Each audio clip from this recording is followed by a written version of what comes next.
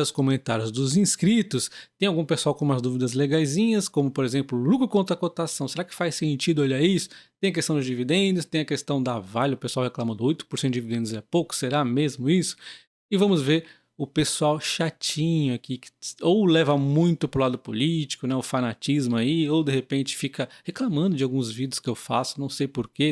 Bom, então a gente vai começar aqui com o rapaz que disse que comecei a seguir, mas só texto surfando desgraça, notícia tô a 5A, não, e agora vou ficar seguindo youtubers surfista de notícia. Bom, eu sou meio ruim de escrever em português, meu negócio é lógica e matemática, então não vou ficar julgando aqui. Porém, né, tá um pouco difícil de entender. Eu imagino que ele falou assim: está 5 anos na bolsa e não vai ficar vendo noticiazinha aí, né, à toa. Só que quando eu falo uma notícia, não é uma notícia, eu estou pondo um contexto por trás, ou é economia, ou é ação, ainda mais esse aqui tinha tudo a ver. Eu pus a nova ameaça. Pode falar que é um pouco de exagero? Na capa sempre tende a ter um pouquinho de exagero. Aí você lê o título, que no título tá bonitinho a história. E aí no vídeo, já logo de cara eu já falo, pá, o que tá acontecendo pra tirar aí qualquer questão de clickbait. Então já de 5 segundos você já descobre o que eu vou falar no vídeo. Então, nesse vídeo eu falei o quê? O limite ali da taxa de juros do crédito dos bancos no cartão. Isso aqui é super importante para os bancos. É uma ameaça? Não vão falir, obviamente que não. Mas vai ter um impacto no lucro. Inclusive eu mostro ali o impacto no lucro que a corretora precificou. Eu falo até, acrescento que o Banco ABC praticamente não vai ter nada. Então eu colaboro aqui com uma notícia importante trazendo ao mundo de ações. Ou de repente, se fosse um caso de um outro vídeo, ao mundo econômico do Brasil aí. Mas nesse caso aqui tem direto impacto com as ações, né? E aí, inclusive, as soluções, a gente conversa ali no vídeo, né? Então, é um vídeo interessante. Só que tem um pessoal que acha que se inscreve no canal e acha que manda no canal. Então, assim, tem 1,5 milhão, de visualizações por mês. Se eu for obedecer a cada um dos inscritos, eu não sei, eu vou morrer, porque não tem como, é impossível. Então, sempre que você tem uma opinião, tem outro com uma opinião diferente. Então, ninguém vai poder escolher o que eu vou fazer. Eu dou uma prioridade um pouco maior aos inscritos que estão sempre comentando, aos membros do canal, mas mesmo assim nem eles vão poder decidir o que eu faço, porque é impossível, né? Não tem como. Então se você quer realmente decidir o que eu faço, é só você patrocinar o canal, vai lá, 20 mil, 30 mil, né? Faça o que você quer. Faço até react de qualquer coisa aí, de YouTube. Então, qualquer coisa legal, eu faço, né? Desde que não vá contra os meus princípios também de ficar elogiando político, não. Mas tô dentro, então é só você patrocinar o canal aí que tá tranquilo, beleza? E a segunda aqui é mais na linha do fanatismo político, né? Ele tá sempre conversando com outros pessoais sobre política, ele até fala algumas coisas interessantes, tanto que ele tem um coraçãozinho aqui de vários likes, que é ele fala de Banco do Brasil, de Petrobras e tal, que ele tem.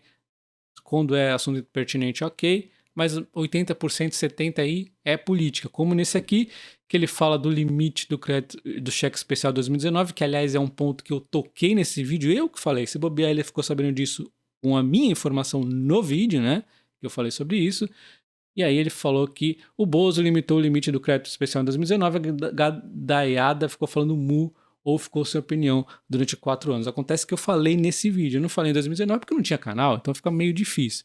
E porque eu falava menos do Bolsonaro do que eu falo do Lula? Porque o número 1, Bolsonaro fazia menos besteiras. E quando ele fazia besteira, eu falava. Falei da Petrobras, falei do Banco do Brasil, mas ele só fez uma vez, depois parou. Falei. Da Petrobras foram várias, e todas as vezes eu falava. E eu falei também da questão do dividendo, mas eu falei muito dos dividendos, né? Então, toda hora. Só que o Lula é toda hora, o tempo todo, fazendo uma coisa ruim. E principalmente Petrobras, então é infinito, né? Ele já começa, antes de entrar no governo, falando que as estatais não podem lucrar como os privados. Aí acaba, né? Como é que você vai ter um amor em relação a esse presidente? Não tem jeito, né? Então, são esses dois pontos.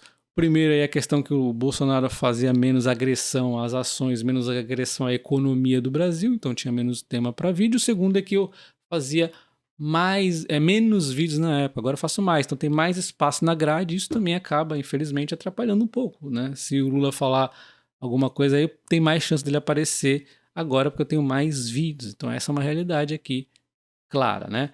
Só que eu sempre aplico o bom senso. Eu, no caso do teto consignado, ainda tentei aqui falar que foi bom depois do ajuste, foi ok, né? Foi aceitável, porque teve uma conversa ali, mas na primeira vez do teto consignado, nem o Banco do Brasil e a Caixa Econômica Federal aceitaram. Como é que vai eu elogiar uma porcaria daquela? É uma porcaria.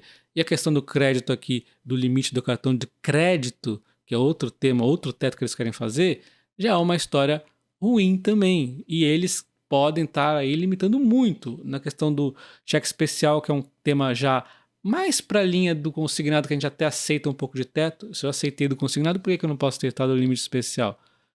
É a questão do crédito aqui é mais sensível para os bancos, e se eles limitarem muito vai ser ruim. No caso aqui do Bolsonaro, ele limitou em 2% e reduziu de 11 para 9, se eu não me engano.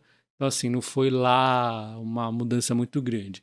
No crédito aqui, se fizer em linha como que fizeram com o consignado no princípio, que foi uma porcaria, vai dar ruim. Se eles convençaram a diminuir um pouquinho, talvez dê para aceitar também, embora limites nunca seja bom, né? Enfim, é um tema muito complexo. E a segunda questão é referente aos dividendos da Vale, menos de 8% que a Vale paga merreca de dividendos. Como eu fiz ali, eu mostrei a projeção dos analistas, que é 7,8%, dá mais ou menos isso, né? Mostrei nesse vídeo, dado a cotação atual. Só que assim, 8% não é merreca. Eu digo isso porque as ações vêm valorizado muito nas últimas décadas da Vale, né? Mesmo com as tragédias, a Vale se provou ao longo do tempo e, na minha opinião, ela deixou a questão de tragédias para trás, tá? Então, um primeiro ponto que a gente tem que olhar por conta da valorização é não olhar o dividend yield, sim olhar os dividendos pagos. Aqui no Investidor 10 nós temos o dividend yield e olha só, dá a impressão que caiu os dividendos muito, mas na verdade não, é que as cotações subiram muito também, ó. O dividendo, tá vendo? Ficou ok. As ações continuaram subindo e o dividendo deu uma disparada, obviamente, foi muito monstruoso, deu uma quedinha, mas tá menor porque as ações também estão mais valorizadas. Isso aí, conforme ela vai nesse zigue-zague lateralizando, como ela vem fazendo agora recentemente, se o dividendo continuar nessa média aqui de 2022, tá ótimo, né? Aos poucos, daqui a pouco ela dá uma porrada para cima, o dividendão. A média aqui nos últimos anos é 7,83% de yield, mas isso, olha o que acontece quando a cotação entra aí nas contas, né? Então, numa simulação da Vale, há 10 anos atrás a pessoa pôs 10 mil reais na Vale e depois foi pondo R$ 1.000 todos os meses. De fevereiro de 2013 até março de 2023, a pessoa aportou do bolso 132 mil. Só de dividendos merreca, ela conseguiu de volta 179 mil. Cara, ela conseguiu mais do que ela tirou do bolso só em dividendos. Ainda tem uma valorização monstruosa. O total, a pessoa saiu com 500 e quase 534 mil. 534 mil. A pessoa portou 132 mil e saiu com 534 em 10 anos. Isso aqui, se isso não é bom, não sei o que é bom, porque é monstruoso a Vale, né? 20 anos então, vamos ver se realmente resistiu. Olha só o que ela fez, né? A pessoa tirou aqui do bolso 253 mil, mesmo cenário, 10 mil reais inicialmente, depois R$ 1.000 todos os meses por 20 anos. 20 anos aportando R$ 1.000, né? Então, 682 mil de dividendos. Cara, você tem que falar, né? 253 mil você aportou, você ganhou de dividendos 682 por 20 anos. Isso é o tempo faz isso com ações que crescem os dividendos. Não crescem os dividendos de yield, crescem os dividendos ao longo de uma trajetória longa, né? Pode ser que demore, pode ser que dê um salto explosivo como a Vale deu agora, depende muito do setor. Algumas vão aumentando reloginho pequenininho como a Sanepar, vai de cada ação aí, né? Então é muito importante o crescimento de dividendos. E olha só, no geral, você aportou, é monstruoso isso, você aportou 253 mil e agora está com 1.600.000. Lógico, tem inflação, mas puxa, 1.600.000. Já mostrei em outros vídeos e lá no canal principal, comparei com a investimento na renda fixa, comparei com tudo, né, com inflação. Então, hoje eu não vou adentrar nisso, mas é importante você ficar atento que isso aqui é muita coisa, né, muita coisa mesmo. Por fim, uma pergunta aqui bem pertinente também, que é a questão do lucro contra a cotação do investidor 10, né? Então, ele percebeu aqui que estava parando para analisar as plotagens e parece que a linha de lucro e de cotação possui uma referências independentes. O lucro é em valores absolutos e a cotação é por ação. Então, parece que a sobreposição das linhas é arbitrária e a distância entre uma linha e outra em determinado momento não representa nada. É, Tem que ter muito cuidado em relação a isso, eu sempre digo isso, mas não dá para falar isso em todos os vídeos, porque assim, como é que funciona a cotação contra lucro? Essa cotação contra lucro, ela pegou assim, 2009, vamos pôr as duas linhas, pá. E aí vão oscilando, né, as linhas contra cotação e lucro percentualmente, é um percentual, tá? Então não tem realmente comparação em termos de números, é um percentual. Então, subiu 10%, teria que subir o lucro 10% também, as duas vai ficar em linha assim. Se subissem percentualmente iguais, ia ficar muito perfeitinho. Mas não é o que acontece e a gente tem então um descolamento. Só que quem garante que em 2009 esse início aqui era isso, né? Quem garante que nesse momento a ação estava com, sei lá, 200% de desconto e aí ela ficou andando alinhadinha durante 10 anos aqui da foto, 20, sei lá, e esses 20 anos ela está aqui com 200% de desconto. Você entendeu? Ela parte de um princípio que é aleatório. Por isso que eu falo, é muito interessante para a gente dar uma olhadinha. Puxa, olha só como é que tá aqui. Olha como descolou de um tempo a outro. Por isso que o investidor 10 ele pega um período longo, né? É muito bacana esse indicador, eu gosto muito de olhar, mas ele é um indicador para a gente olhar só se está descolando mesmo. Às vezes a gente olha a intenção do mercado. Puxa, essa cotação está caindo muito nesse ano. Será que o mercado vê o lucro caindo antes? Ele nem caiu ainda. A gente vai lá e vê a ação. Ah, então acho que o lucro vai cair. Aí a gente entende um pouco, vê se o mercado está exagerando. Então ele é muito importante como auxiliar. Você nunca, jamais, never mesmo, você pode comprar uma ação por conta que o lucro contra a cotação fez assim. Às vezes ele fez assim e, na verdade, depois o lucro vai e encontra-se com a cotação. Então depende muito é um apoio, assim como o PL é um apoio, assim como o PVP é um apoio, o Graham é um apoio, né? O valor justo que o mercado precifica é um apoio, o preço teto é um apoio, o dividendo, tudo, a gente vai somando várias coisinhas e aí nós tomamos a decisão, né? Inclusive os planos da empresa, tem um monte de coisa, tem números de monte para ver e tem também análise de setor, de empresa e tudo aí. Então são um monte de coisas para a gente tomar a decisão.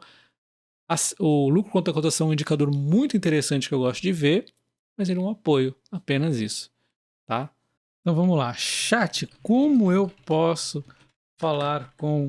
Chat GPT, como que eu posso falar com os meus inscritos fanáticos políticos sobre um tema de economia que afete as ações da Bolsa? Eles brigam comigo. É importante lembrar que discutir tópicos políticos ou econômicos, as pessoas muitas vezes têm opiniões fortes e podem estar emocionalmente investidas em suas crenças.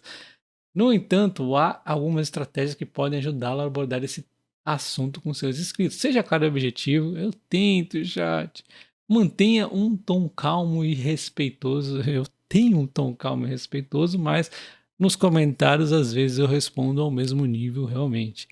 Esteja aberto a diferentes perspectivas. Eu não vou estar nunca aberto à perspectiva que gasto investimento e que os livros de economia estão defasados, que é melhor jogar fora. Não dá, né? Explique o impacto econômico. Eu explico, mas eles não entendem, né? Encerre a conversa se necessário. Boa, essa é a melhor. Falou, pessoal. Um abraço, até o próximo. Valeu.